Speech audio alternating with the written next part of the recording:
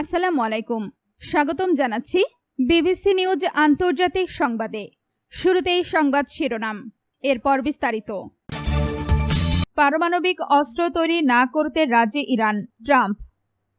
হরমুজের কাছে জাহাজে হামলা, ফের বাড়ল তেলের দাম। ইরান চুক্তিতে সব হারা নেতানিয়াহু। ফিলিস্তিন ইস্যুতে ইরানের অবস্থানের প্রশংসা হামাসের। দর্শক, এতক্ষণ শুনছিলেন সংবাদ শিরোনাম, এখন বিস্তারিত। আপনি যদি ইসরায়েলের ধ্বংস চান এবং মুসলিমদের পাশে থাকেন, তাহলে ভিডিওতে লাইক করে চ্যানেলটি অবশ্যই সাবস্ক্রাইব করে দিবেন এবং আপনার মূল্যবান মতামত অবশ্যই কমেন্টে লিখে জানিয়ে দিবেন।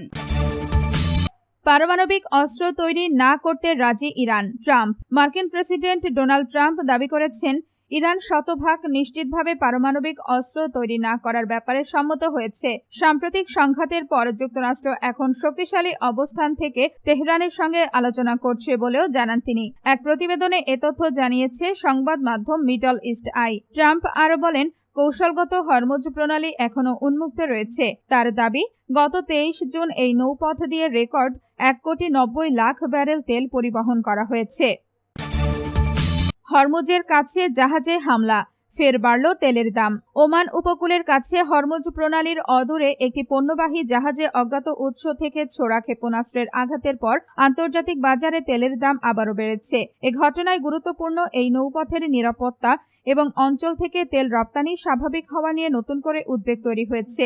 এক প্রতিবেদনে এ তথ্য জানিয়েছে সংবাদ মাধ্যম মিডল ইস্ট আই। শুক্রবার 26 জুন আন্তর্জাতিক মানদণ্ড ব্রেন্ট ক্রুডের দাম ব্যারেল প্রতি $1.52 বা 2.1% বেড়ে $75.26 পৌঁছায়। অন্যদিকে যুক্তরাষ্ট্রের ওয়েস্ট টেক্সাস ইন্টারমিডিয়েট WTI অপরিশোধিত তেলের দাম $1.58 বা 2.3% বেড়ে ব্যারেল প্রতি $71.92 ওঠে। রয়টার্সের প্রতিবেদন, ইরান চুক্তিতে সব হারা নেতানিয়াহু। যুক্তরাষ্ট্র ও ইরানের মধ্যে যুদ্ধবিরতি চুক্তি মধ্যপ্রাচ্যের রাজনীতিতে নতুন সমীকরণ তৈরি করেছে। দীর্ঘদিন ধরে ইরান মোকাবেলায় যুক্তরাষ্ট্রের সবচেয়ে নির্ভরযোগ্য অংশীদার হিসাবে নিজেকে প্রতিষ্ঠিত করেছিলেন ইসরায়েলের প্রধানমন্ত্রী বেনিয়ামিন নেতানিয়াহু। তবে ওয়াশিংটনকে নিজের ইচ্ছামতো পরিচালনা করার তার সেই দাপুটের রাজনৈতিক ভাবমূর্তি সম্পূর্ণ ভেঙে দিয়েছে এই চুক্তি। বিশ্লেষকদের মতে, মার্কিন ইরান শান্তি চুক্তির ফলে সবচেয়ে বড় রাজনৈতিক বিপর্যয়ের মুখে পড়েছেন নেতানিয়াহু।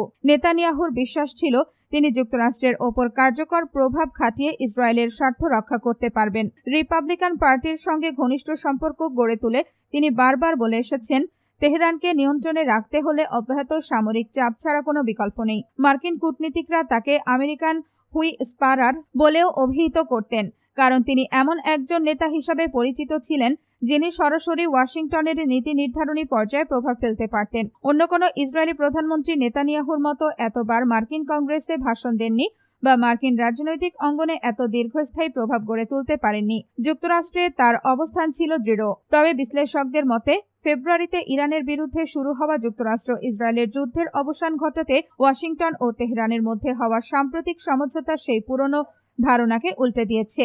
এখন আর নেতানিয়াহু যুক্তরাষ্ট্রের ইরান নীতি নির্ধারণ করছেন না, বরং তাকে ওয়াশিংটনের সিদ্ধান্তই মেনে নিতে হচ্ছে। এক প্রকার তার ওপর জোর করেই চাপিয়ে দেওয়া হচ্ছে।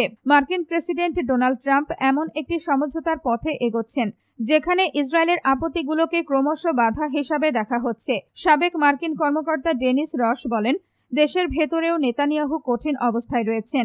একদিকে ট্রাম্প প্রশাসন যুদ্ধ শেষ করতে চায়, অন্যদিকে নেতানিয়াহুর রাজনৈতিক সমর্থকরা বিশেষ করে লেবানন ইস্যুতে কোনো ধরনের ছাড় দিতে রাজি নয়। ফলে তিনি এমন এক পরিস্থিতিতে পড়েছেন যেখানে সেনা প্রত্যাহার করলে রাজনৈতিক ক্ষতির ঝুঁকি রয়েছে এবং সামরিক অভিযান বাড়ালে ওয়াশিংটনের সঙ্গে সংঘাতের আশঙ্কা তৈরি হবে।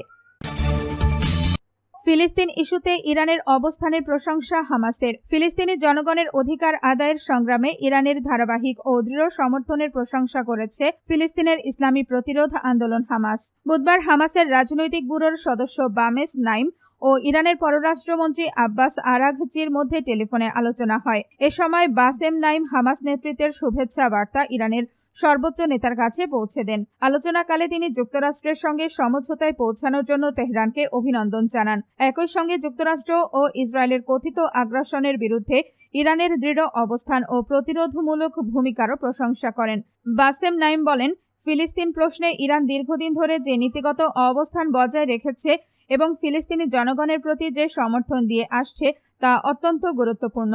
অন্যদিকে হামাসের সমর্থনসূচক অবস্থানের জন্য কৃতজ্ঞতা প্রকাশ করেন ইরানের পররাষ্ট্রমন্ত্রী আব্বাস আরাঘচি। তিনি বলেন, ফিলিস্তিনি জনগণের বৈধ জাতীয় অধিকার পুরোপুরি প্রতিষ্ঠিত না হওয়া পর্যন্ত ইসলামী প্রজাতন্ত্র ইরান তাদের ন্যায্য দাবির পক্ষে থাকবে।